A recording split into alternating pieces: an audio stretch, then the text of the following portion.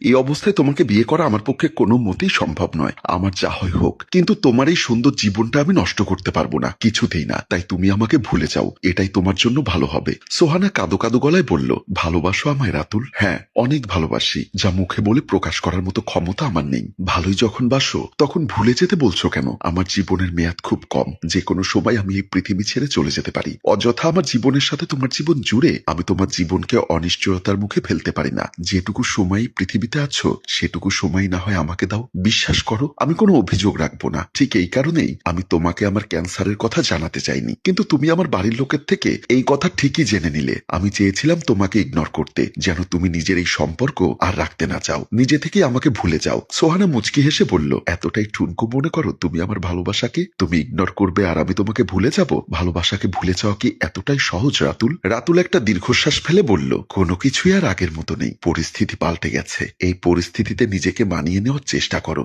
আর তোমার পরিবারও একজন মৃত্যু পথযাত্রীর হাতে মেয়েকে তুলে দিবেন না, তাই ভুলে যাও আমাকে। কথাটা বলেই রাতুল সোহানার হাতটি ছুঁড়ে সেখান থেকে চলে যায়, আর সোহানা রাতুলের যাওয়ার পানে চেয়ে থাকে। রাতুল তার রুমে অন্ধকারে শুয়ে শুয়ে ভাবছে আগের দিনগুলোর কথা। চাকরি সূত্রে দুজনের আলাপ হয়েছিল, তারপর প্রেম। শুধু প্রেম বললে ভুল হবে, গভীর প্রেম। একে অপরের প্রতি ওদের ভালোবাসা যেন দিন দিন বেড়েই চলছিল। সবকিছুই ঠিক ছিল, দুই পরিবারই ওদের প্রেমের সম্পর্ককে মেনে নিয়েছিল। বিয়েও ঠিক করে রাখা হয়েছিল। ওদের ভালোবাসার সম্পর্ক পূর্ণতা পাবে ভেবে দুজন কত খুশি ছিল, কিন্তু ওদের ভালোবাসার সম্পর্ক পূর্ণতা পাবার আগেই সব শেষ হয়ে গেল। একটা মরণব্যাধি রোগ ওদের সম্পর্কের পূর্ণতায় বাধা হয়ে দাঁড়ালো। এসব ভাবতে ভাবতেই রাতুলের ফোন বেজে ওঠে। সে মোবাইলটি হাতে নিয়ে দেখে সোহানার মেসেজ। মেসেজে লেখা আছে, রাতুল, আমি তোমাকে বিয়ে না করলে আমি পুরো মেসেজ না পড়ে সে সাথে সাথে কল দেয়। কলটি রিসিভ করতেই রাতুল বলল, কি সব লিখেছো পাগলের মতো? হ্যাঁ, ঠিকই বলছি, তুমিও যখন বাঁচবে না তখন আমিও বাঁচবো না, তাই আমিও মরে যাওয়াকেই ভালো বলে মনে করছি। তুমি যদি আমাকে বিয়ে করো তাহলেই আমি আমার সিদ্ধান্ত পাল্টাবো।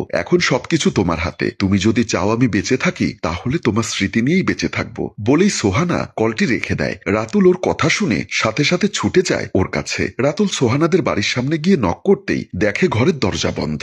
দরজা ধাক্কিয়ে ধাক্কিয়ে রাতুল বারবার সোহানাকে ডাকতে থাকে। সোহানা দরজা খুলে দিতেই রাতুল ঢুকে যায়। সোহানা রাতুলকে বলল, এত ভয় পাওয়ার কিছু নেই, আমি এখনো কিছুই করিনি, কারণ আমি জানতাম আমার মেসেজ পেয়ে তুমি ঠিকই আসবে। কিন্তু তুমি যদি আমাকে বিয়ে না করো তাহলে আমি সত্যি সত্যি করব। কিন্তু এমন সময় সোহানার মা ও বড় ভাই বের হয়ে আসে। মা বলল, কি হয়েছে মা? রাতুলের সময় এই অবস্থায় বাড়িতে কেন? বড় ভাই বলল, রাতুল কি হয়েছে, তোমাকে এমন দেখাচ্ছে কেন? রাতুল বলল, ভাইয়া আসলে সোহানাকে দেখতে আসলাম, ওকে এত করে বোঝাচ্ছি আমার ক্যান্সার, আমি তোমার সাথে আর সম্পর্ক রাখতে পারবো না, তুমি তোমার বাবা মায়ের পছন্দে বিয়ে করে ফেলো। ও তো মানতেই চায় না। কি বলছে সোহানা রাতুলের সব? হ্যাঁ মা, আমি রাতুলকে ছাড়া বাঁচবো না, তাই আমি এই সিদ্ধান্ত নিয়েছি, ওকে না পেলে আমি করব। মা, আমি বুঝতে পারছি সোহানা কারো কথা শুনবে না, তাই ওদের বিয়ে দেওয়া উত্তম হবে। ভাইয়া, আমার অনিশ্চিত জীবনে কেন আমি সোহানাকে জড়াবো? যতদিন আল্লাহ বাঁচায় ততদিন আমি তোমার কাছে থাকতে চাই। মা মেয়ের কথা শুনে মত দেয়, তাহলে বাবা রাতুল, তুমি কালকেই বিয়ের ব্যবস্থা করো। রাতুল বেশ খুশি হয়ে মাকে জড়িয়ে ধরে। রাতুল আর সোহানার বাসর রাত। সোহানা বাসর ঘরে বসে আছে, আর রাতুল পাশে গিয়ে বসে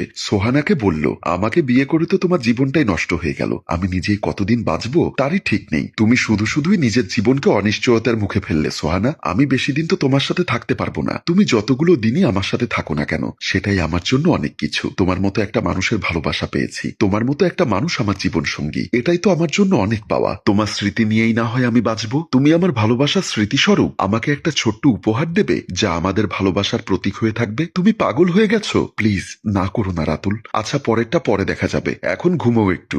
না না, এ রাত তো ঘুমানোর জন্য না, বলেই রাতুলকে জড়িয়ে ধরে। আর রাতুলও হেসে সোহানাকে জড়িয়ে ধরে। অফিস থেকে ফিরে ছেলেকে ঘুম পাড়িয়ে দিয়ে খেতে বসে সোহানা। পাশে বসা সোহানার ভাবি বলল, আচ্ছা রাতুল মারা যাওয়ার পরে তুমি আর বিয়ে করলে না কেন বলো তো? তোমার বয়স তো খুব বেশিও ছিল না তখন, এভাবে কি থাকা যায়? সোহানা বলল, রাতুলের মৃত্যুর 5 বছর হতে চলল, আমার বাবুটা তখন ছোট ছিল। এখন আমার ছেলেকে নিয়ে আমি খুব ভালো আছি। রাতুলের দেওয়া প্রেমময় স্মৃতিটুকু নিয়ে বেশ আছি আমি আর রাতুল সারা জীবন একসাথে নাই থাকতে পারলাম, কিন্তু যতদিন ছিলাম সেটাই আমার জন্য অনেক। কিন্তু আমাদের ভালোবাসা তো পূর্ণতা পেয়েছিল, এরকমটাই বা কজনের সাথে হয়। তো রাতুলের বাবা মা কি তোমাকে রাখতে চায়নি? হ্যাঁ, ওনারাও খুব ভালো, কিন্তু ওনারা তো গ্রামে থাকতে বলেছে। আমি হঠাৎ আমার ছেলেকে নিয়ে গ্রামে কিভাবে থাকবো, তাই ছেলের পড়ালেখার সুবাদে বাপের বাড়িতে থাকছি। এখন তো আমি ভালো একটা জব করি, সব মিলিয়ে চলে যাবে। আপনি পারলে দোয়া করবেন। হ্যাঁ বোন, দোয়া রইল। এখন খেয়ে নাও। তারা আর কথা না বলে খাওয়া শুরু করে। সোহানা তার ছেলে রাফসানকে ঘুম পাড়িয়ে দিতে দিতে ভাবছে, রাতুল সেদিন তার কথা রেখেছিল। রাফসান হলো আমার আর রাতুলের একমাত্র সন্তান, আমাদের ভালোবাসার প্রতীক, আমাদের প্রেমময় স্মৃতি। আমি রাতুলের দেওয়া প্রেমময় স্মৃতিটুকু নিয়েই সারা জীবন কাটাতে চাই। আর সুন্দর ভালোবাসার স্টোরি দেখিয়ে আমাদের গল্প এখানেই শেষ হয়। সম্মানিত ভিউয়ার্স, এরকম আসলে কজন মেয়েই বা মেনে নিবে? আসলে ভালোবাসা বড়ই অদ্ভুত। বেঁচে থাকুক সকল ভালোবাসা, পূর্ণতা পাক সকলের প্রেম।